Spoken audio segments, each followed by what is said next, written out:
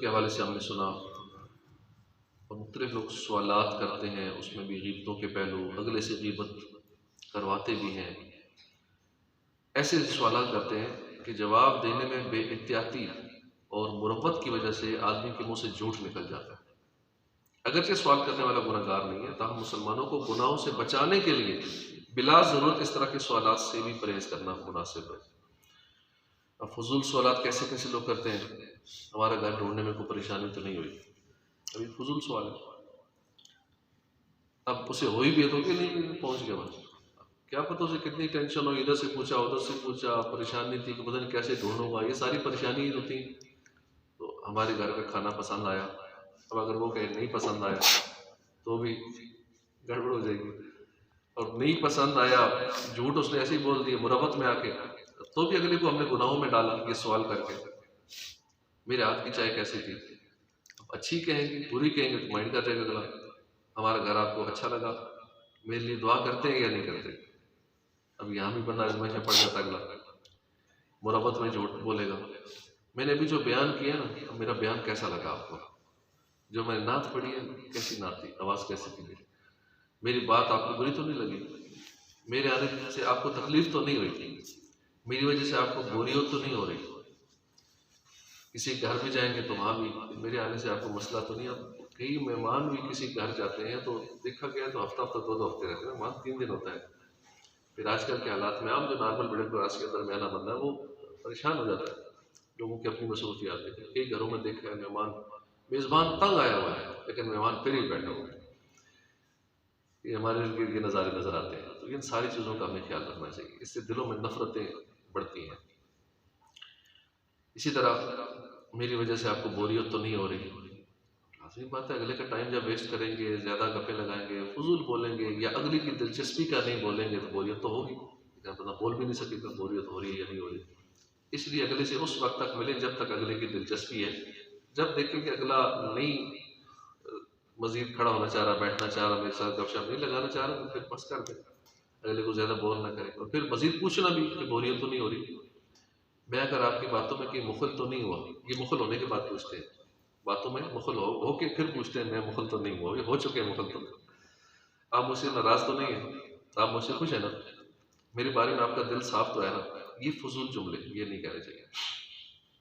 बाज़ लोग तो बड़े अजीब होते हैं, बात बात पर खामखा इस तरह की तायद तलब करते हैं। हाँ भाई क्या समझे, ठीक है ना, मैंने सही कहा ना, मेरी बात का मतलब समझ गए ना। अब अगले से तायद लेते हैं बात बात, ठीक आदत होती है। अलबत्ता ज़रूरतन शागिर्दों या मातहतों से उस्ताद या बुज़ुर्गों वगैरह का पूछना कभी मुफीद भी होता है, ताकि किसी को समझ में ना आया हो तो वो बुज़ुर्ग या उस्ताद उस बात को समझा सके, वो एक अलग मैटर है। ऐसे मौके पर समझ में ना आने की सूरत में सामने वाले को चाहिए कि झूठ मूठ हाँ में हाँ ना मिलाए। क्यों भाई ठीक है ना, मैं गलत तो नहीं कह रहा, क्या ख्याल है आपका, क्या ख्याल है। कईयों के तकिया कलाम हो जाता है, ये अल्फाज में बोल रहा हूँ, कईयों का तकिया कलाम यही होता है बात बात पे।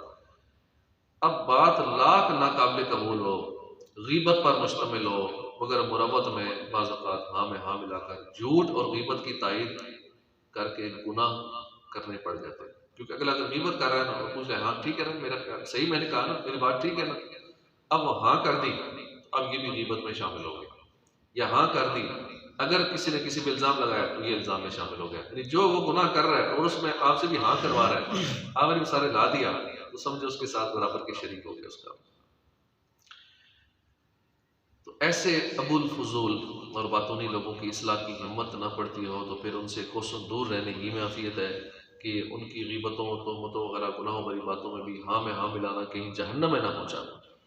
यहाँ तक कि इस तरह के बकवासी लोग कभी तो गुमराही की बातें बल्कि माज़रा कुफ्रियात बककर भी हस्बे आदत तायद हासिल करने की कोशिश करते हैं। और तायद हासिल करने के लिए क्यों जी ठीक कह रहा हूँ ना, ये कहकर सामने वाले से भी हाँ कहलवा कर उसका भी ईमान बर्बाद करते हैं। खुद भी मुंह से कुफ्रिया जुमला निकाल दिया और फिर अगले से भी आदत के मुताबिक कहलवा रहे, ठीक है ना। अब अगले ने भी हाँ कह दिया, अपना तो ईमान बर्बाद हो गया, काफिर हो गया, अगले को भी कर देगा। अगले ने अगर सारे ला दिया हाँ कह दिया, क्योंकि होश व हवास के साथ कुफर की तायद भी कुफर है। इसी तरह फ़ोन पर बहुत सारी फजूलियात बातें, पैकेजें कराई जाती हैं। जब से ये पैकेज का सिलसिला हुआ है, घंटों घंटों के पैकेज, रोज़ इतने घंटे का पैकेज, पूरे महीने का पैकेज। जब से पैकेज हुए ना, तो हम कहते हैं कि अब चूंकि पैकेज पैसे पूरे करने हैं, पैकेज फ्री वो फ्री नहीं होता, भी इसकी कीमत ही होती है, चाहे चंद पैसे ही हो। तो इसलिए खूब बातें तो करनी है। पैकेज है ना घंटे का, घंटा पूरा करना है किसी तरह, चाहे अपनी आखिरत का नुकसान हो, चाहे उस घंटे के अंदर पूरी स्कैनिंग करें गुफ्तगू, कितनी कीमतें शामिल हों, कितनी फजूल गोइयाँ शामिल हों, कितनी दिल आज़ारियाँ शामिल हों, लेकिन पैकेज है, इसलिए पूरा महीना लगाना है, घंटा रोज़ का रोज़ लगाना है। क्या कर रहे हो, कहाँ हो, गाड़ी में होना है, सामने से सवाल करना है, इस वक्त आपके पास कौन है, किधर से गुजर रहे हो, कहाँ पहुँचे हो, वगैरह वगैरह फजूल सवाल। जो ज़रूरत सवाल किए जाए वो फजूल नहीं है, मगर बाद सवालात आदमी को शर्मिंदा करके झूठ पर मजबूर कर सकते हैं। मसलन हो सकता है कि पहले 3 सवालात का जवाब वो दुरुस्त ना दे पाए, क्योंकि वो नहीं चाहता कि किसी को पता चले कि क्या कर रहा है, या कहाँ है, या उसके पास कौन कौन है। बस काम की बात वो भी हस्ब ज़रूरत करने ही में दोनों जहान की आती है। इसी तरह फ़ोन पर, SMS पर, इंटरनेट चैटिंग पर, ईमेल वगैरह के ज़रिए से भी ग़ीबतों, बदगुमानियों और तोहमतों का सिलसिला हो सकता है।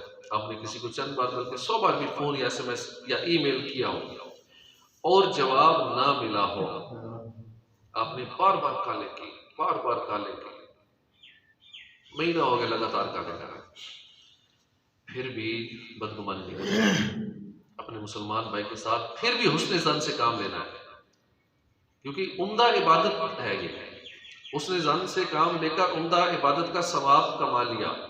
अगर बदगुमानी कर दी कि अच्छा साहब मोहल्ले में ही रहते हैं, मेरा फ़ोन अटेंड नहीं करते, हालांकि फ़ोन भी है इनके पास, ऑनलाइन भी नज़र आ रहे हैं। आजकल ये भी कहते हैं ना, देखो ना ऑनलाइन नज़र आ रहा है, व्हाट्सएप पे शो हो रहा है ये ऑनलाइन है, इसके बावजूद मेरा व्हाट्सएप देख लिया, नीले 2 टिक भी लागे, नीले टिक भी लागे, ऐसे देख लिया मेरा, रीड भी कर लिया मेरा मैसेज, फिर भी नहीं रिप्लाई कर रहे। देखा गड़बड़ है, मुझसे नफरत करते हैं, कोई नाराजगी है, कोई और मसला है, जानबूझ के नहीं कर रहे, बदगुमानी और न जाने। हालांकि हम उसने जान रख के इबादत का सवाब कमा सकते थे, भाई ये भी वजह हो सकती है, ये भी वजह हो सकती है, ये भी हो सकती है, ये भी हो सकती है। अगर नहीं भी कोई वजह समझ में आती तो भी कहें, फिर भी बदगुमानी नहीं करनी।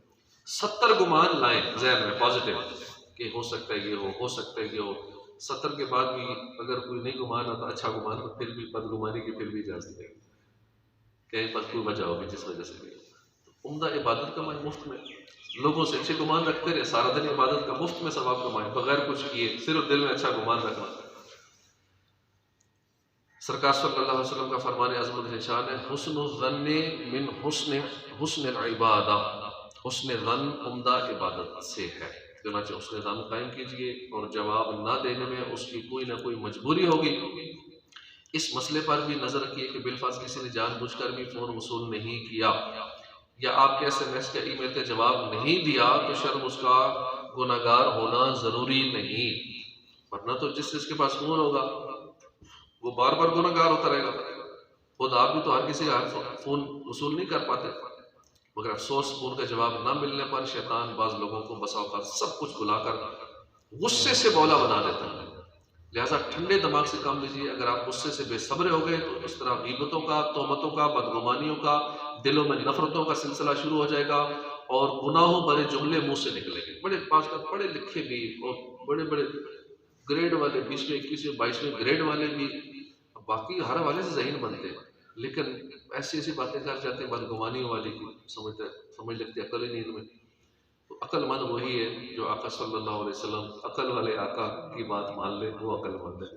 बाकी वो जैसा भी है, अगर वो बदगुमानी कर रहा है, खुद को समझ रहा है बहुत पढ़ा लिखा और अक्लमंद, तो वो अक्लमंद नहीं, बेवकूफ़ है। जब हुक्म है अच्छा ही गुमान रखना है, तो फिर कहना कि ये मैसेज मेरा देख भी लिया, जवाब नहीं दिया, ये मैसेज लेकिन डिलीट कर दिया। भाई आजकल तो उसमें व्हाट्सएप में ऑप्शन आए हुए हैं, वो खुद डिलीट हो जाता है। उसमें ना कभी गलती में पता नहीं चलता, सेटिंग नई नई सेटिंगें आती हैं तो लोगों को पता नहीं चल रहा होता। उसमें अगर टाइमिंग लगा दें, टाइमर की ऑप्शन है कि इतने घंटे में, या आपका मैसेज जाते ही एक बार रीड करेगा खुद डिलीट हो जाएगा, या टाइम अगर गलती से सेट हो गया घंटे बाद डिलीट हो जाएगा, एक दिन बाद डिलीट हो जाएगा, या करते ही फौरन डिलीट हो गया, या नहीं भी डिलीट हुआ, आपने खुद डिलीट किसी और को करना था, इधर कर दिया, अब खुद डिलीट कर देंगे, नहीं ये तो मैसेज मेरे फलां को करना था, गलती से इधर हो गया। अब अगला कहते मुझे मैसेज सेंड करके डिलीट कर दिया, इसमें ज़रूर कोई गलत बातें होंगी, इस मैसेज में मेरे खिलाफ इसने बोला होगा और फिर इसने डिलीट कर दिया होगा। अब ये अपने पास से पूरी स्टोरियाँ काढ़ लेना, ये बदगुमानी करना और अपने आप को गुनाहों में मुब्तला करना, हमेशा अच्छा ही गुमान रखना है। अगर तो मैसेज करके डिलीट कर दिया, चाहे खुद डिलीट हो गया, चाहे जो भी हो गया, उसमें ज़न ही रखना है और इबादत का सवाब कमाना है। तो इस तरह बहुत सारी मिसालें हैं जो दिन भर हम उससे गुजरते रहते हैं, देखने सुनने में आती रहती हैं। कहना कि वो बड़ा दर्द है, सुस्त आदमी है, पता नहीं मेरा फ़ोन क्यों नहीं उठाता, मुझ पर खार खाता है, इतनी बार फ़ोन किए मगर जानबूझकर अटेंड नहीं किए, अपने आप को कुछ समझता है। अच्छा, ये भी जुमला अमीर अहले सुन्नत रहनुमाई फरमाते हैं, कोई अगर फ़ोन अटेंड नहीं होता किसी का, तो ये ना कहें फलां ने मेरा फ़ोन नहीं उठाया, कहें मेरा फ़ोन अटेंड नहीं हो, आपने मेरा फ़ोन नहीं उठाया। अब सीधा सीधा अगले पे इल्ज़ाम लगा रहे बोलने में, अगले को ही बुरा लगेगा। कहें मैंने कॉल की थी, आपका अटेंड नहीं हुआ फ़ोन, मैंने आपको कॉल की थी, अटेंड नहीं हुआ, मैंने मैसेज किया था। ये जुमला कहना कि आपने जवाब नहीं दिया, आप मुझे जवाब नहीं मिला, मैंने मैसेज किया था, जवाब नहीं मसूल हुआ। अब ये जुमला और है, और ये कहना कि आपने जवाब नहीं दिया, सीधा सीधा अगले पे इल्ज़ाम और अगले की दिल आज़ारी है कि देखो मुझ पे सीधा इल्ज़ाम लगा, जवाब नहीं दिया, और मैं किन मसाइल में था, किन मुश्किलों में था, मेरे पास पैकेज नहीं था, 100 मसले हो सकते हैं। तो ये जुमलों में भी बड़ी तरतीब ज़रूरी है, वरना अगले की सारा दिन हम दिल आज़ारियाँ करते रहते हैं, सिर्फ दुरुस्त जुमले इस्तेमाल न करके। उसकी जगह कोई और जुमला भी इस्तेमाल हो सकता था जिससे मोहब्बत बढ़े, लेकिन हम मुँह से वही जुमले निकालते हैं जिससे नफरत बढ़े। अब ये चाहे किसी और के साथ हो, घर में किसी के साथ बोलना हो, दोस्तों के साथ बोलना हो, अपने ही बच्चों के साथ बोलना हो, तो भी इन जुमलों का असर होता है। अल्फाज असर रखते हैं। अब देखिए ना, किसी को गाली दे कैसा एकदम उस पर असर होगा, गुस्से में आ जाएगा, लाल पीला हो जाएगा, और किसी से प्यार से बोले तो कितनी मोहब्बत बढ़ेगी। तो जुमलों का इस्तेमाल ही बड़ा सोच समझ के, मेरा फ़ोन अटेंड नहीं हुआ, मैंने कॉल की थी, फ़ोन उठा नहीं, अटेंड नहीं हुआ, मैसेज नहीं आया, ये नहीं कहना किया जवाब नहीं दिया, अब जवाब मुझे मौसूल नहीं हुआ, मुझे जवाब मिला नहीं। तो इस तरह के बहुत सारे अच्छे जुमले हैं जो इस्तेमाल हम कर सकते हैं। अपने आप को कोई समझता है मैंने फलां फलां उस पे एहसानात किए हैं, मगर ये एहसान फरामोश है, मतलबी शख्स है, बेवफा है, वाड़ा टेढ़ा है, किसी की मजबूरी का इसको एहसास ही नहीं है, मेरा फ़ोन मसरूफ़ कर दिया, बिज़ी कर दिया जानबूझ के। देखा ना, जानबूझ के मैंने कॉल किया, किसी बिज़ी कर दिया, क्योंकि हमें पता है कि ये टोन होता है, इसका यही मतलब होता है कि बिज़ी कर दिया। भाई कुछ भी हो सकता है, उसकी कॉल चल रही होगी, कहीं बिज़ी होगा, जिस वजह से वो बटन दबा दिया होगा, नमाज में होगा, बटन दबा दिया होगा, आगे से बिज़ी, अब फिर कहते हैं कि मेरा फ़ोन बिज़ी कर, काट दिया जानबूझ के मेरा फ़ोन। अब वहीं से दुश्मनियाँ शुरू हो जाएगी, बात कहाँ से कहाँ निकल जाएगी। भाई हो सकता है वो नमाज कर, नमाज का तो टाइम ही नहीं, जमात तो हो गई है, जमात हो गई, हो सकता है वो अकेले पढ़ रहा हो नमाज, या अलग से कहीं पढ़ रहा हो, या कुछ और कर रहा है, कुछ ना कुछ, फिर भी उसने जानी रखना है, अच्छा गुमानी रखना है, तो जानबूझ के बिजी कर दिया। हालांकि सिस्टम की मसरूफियत खराबी की बिना पर भी ऐसा हो सकता है, कुछ भी हो सकता है। बास का मैसेज करते हैं, इधर से डिलीवर हो जाता है, शो भी हो रहा होता है कि नीले टिक लग गए, भाई हो सकता है टेक्नोलॉजी उसमें गड़बड़ हो सकती है, नीले टिक लग भी गए, हो सकता है मैसेज ही ना पहुंचे, हवा में ही आगे पीछे हो गया। तो इस तरह के बहुत सारे मामलात होते हैं जो हम सारा दिन गुनाहों में पड़ते रहते हैं और हमारी इस तरफ तवज्जो भी नहीं होती, और हम ये समझते हैं मैं तो कोई गुनाह नहीं कर रहा। अब कई लोग मक्के में है ना जानने वाले, कई वहाँ पक्के सेटल हो गए, उनसे मैं कहता हूँ कि मक्के में रहना तो फारूक आजम के दौर में जब लोग हज के लिए आते थे, जब हज हो जाता था फारूक आजम खुद भी निकल पड़ते थे, अपने जो मातहत होते थे सब निकालते थे, कहते थे ऐलान कर दो सबको यहाँ से निकालो, चलो यमन वालों जाओ अपने मुल्क यमन जाओ, शाम वालों जाओ शाम चले जाओ, जाओ मिस्र वालों अपने मुल्क चले जाओ, तुर्की वालों जाओ अपने मुल्क चले जाओ, जल्दी निकलो यहाँ से, ऐसा ना हो तुम्हारे दिलों में काबे की हैबत कम ना हो जाए यहाँ ज्यादा रहने से। उस दौर की बात है जब लोग नेक होते थे, सारे सहाबा और ताबईन थे। ताबईन बड़े मकाम होता है सहाबा का और ताबईन का, इस सहाबा के दौर की बात है कि तुम ज्यादा यहाँ ना गुजारो वक्त, कहीं ऐसा ना हो तुम्हारे दिल से काबे की अजमत कम हो जाए।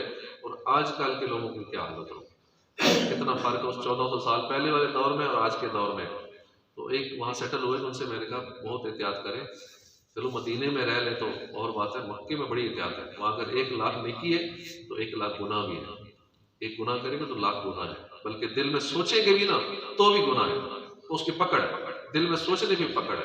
लेकिन मदीने में ये मामला नहीं है, वहाँ ठीक है 50,000 नेकियां मिलती हैं, गुनाह की पकड़ भी तो नहीं है, दिल में सोचने में भी नहीं है। और वो 50,000 की वैल्यू ऐसे ही है ना जैसे हमारा पाकिस्तानी 100 रुपया है और इधर $100 है, या कह लें 200 रुपया हमारा है, 200 रुपया है उधर से $100 है। अब बाजार हमारा 200 ज्यादा है, लेकिन वैल्यू किसकी है, उस डॉलर की, वो कम है, वैल्यू उसकी ज्यादा है। तो इसलिए मदीने में बाज़ाहिर कम है, क्वांटिटी में कम है, क्वालिटी उसकी ज्यादा है, उसकी वैल्यू ज्यादा है उन नेकियों की।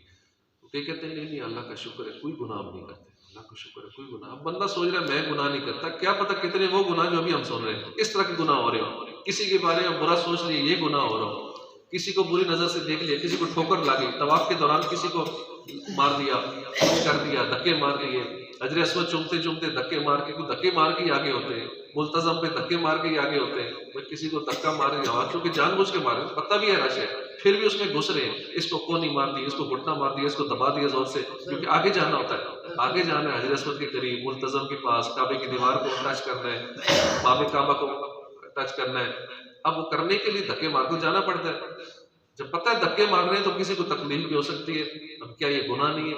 इसी तरह और बहुत सारे गुनाह हैं, क्योंकि हमें गुनाहों की मालूमात नहीं होती, तो उसलिए हम समझ लेते मैं तो कोई गुनाह नहीं कर रहा। हमारे जहन में चंद एक गुनाह बैठे होते मोटे मोटे, भाई मैं ये नहीं कर रहा, मैं बदकारी नहीं कर रहा, शराब नहीं पी रहा, तो सूद नहीं खा रहा, बस वही गुनाह होते हैं, तो हम समझते मैं कोई गुनाह नहीं कर रहा, मैं तो बस सिर्फ नेकी ही कर रहा हूँ। बहुत सारे गुनाह जो अननोन ना जाने में हमसे हो रहे होते हैं और हमें पता नहीं चलता। अल्लाह पाक अमल की तौफीक अता फरमाए, आमीन बिजाह नबी आमीन सल्लल्लाहु अलैहि वसल्लम।